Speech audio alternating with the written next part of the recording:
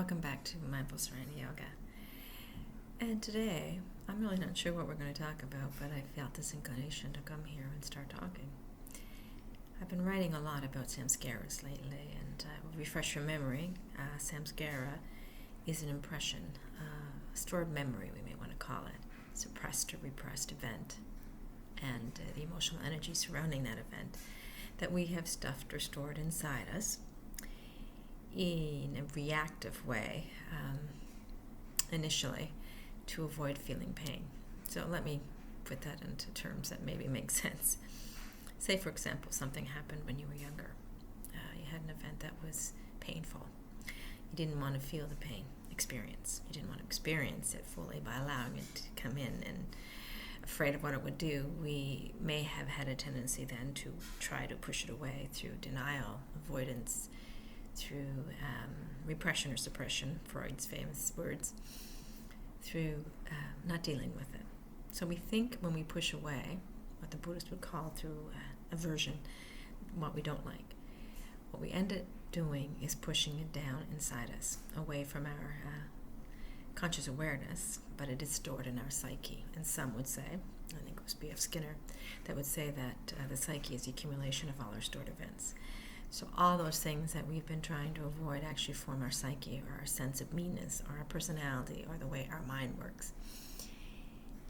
And it's all because of what we stored inside. So samskaras then are those stored impressions that are wrapped in emotional energy. Most often, but not all times, they're painful. And that is what literally leads to what Buddha called the roots of suffering, our desire tendencies. And when we speak about desire, we're not talking about, oh, I want this, in a sense that luster or any of those primal emotions. When we talk about desire in this term, we're talking about those wanting and not wanting of things. Both can form the desire, the preference, what we prefer life to be like. And when life isn't the way we prefer it to be, we may have a tendency to react by saying it's bad, wrong, shouldn't be. And that's where this aversion tendency comes in, this repressing and suppressing, this pushing away, this denying, this wanting it differently than the way it is. So, when we push away, we push down. And we have within many of us, most of us, I would say, stored samskaras, painful emotional energy.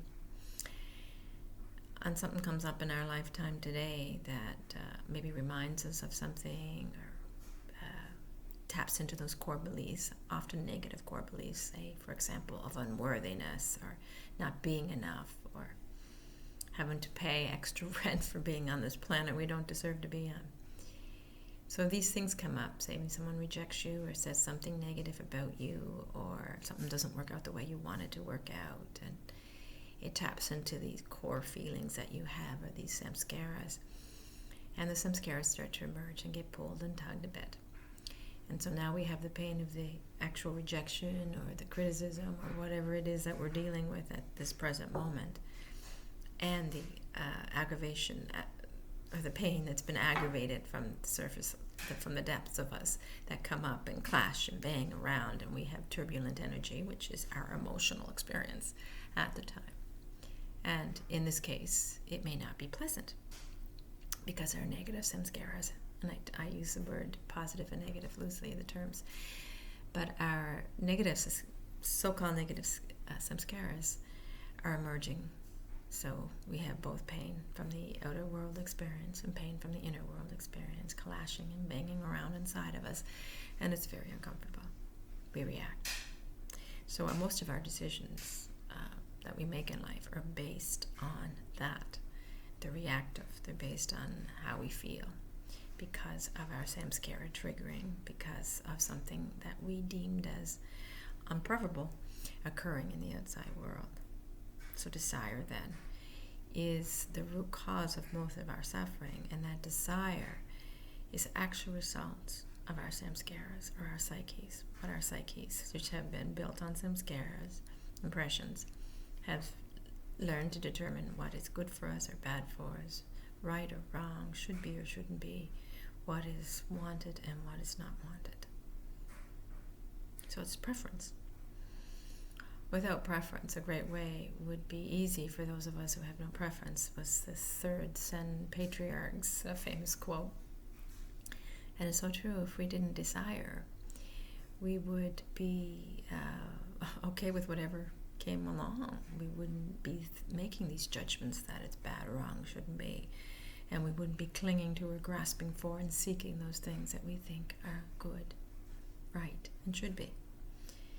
We'd just be allowing all of life just to flow right through us, as it is meant to. As it is meant to. It's just supposed to come in. We have a natural emotional response to it, a natural physical response to whatever life event we're bringing in.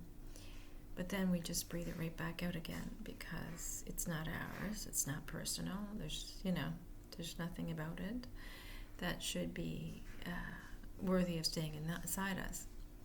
But if we're full of samskaras, it's like a sticky, tangled mess in there. So things that are meant to just flow through don't flow through. They get caught up, they get snagged on, they get, tangled up in the mess we already have inside of us.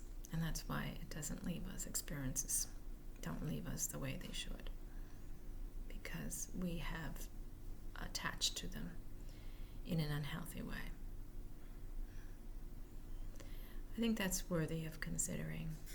I know myself right now, I feel samskaras all naturally emerging, as they will, once we do what Michael Singer says we should do, and that is work with the low-hanging fruit, those low-hanging events in our lives that may cause, little bits of reaction in us, samskara triggering. If we work with the driver driving in front of us, or the person who maybe we assume gave us a dirty look, or a friend that failed to call us when we asked them to call, or something along that line, then we are preparing ourselves. We are, first of all, not stuffing more stuff on top of all the stuff that's already stuffed inside us that's causing so much problem. We are diminishing the triggering that goes on inside us, and we are simply practicing the release of those bigger things. And the bigger things will come into life. Good, small, good or bad, small or big, all events come in and out of us without any dualistic difference between them. It is us that puts the dualistic terms on them of right or wrong, good or bad, or big or small. Anyway, so they all come in and they all go out. So we should be practicing with those low-hanging fruits. And when we do that, the samskaras that are in the surface of us that may have been there for 20, 30, 40 years are going to start merging on their own. And we simply need to recognize them. We don't have to do anything about them. We don't have to pull them out or push them out or breathe them out.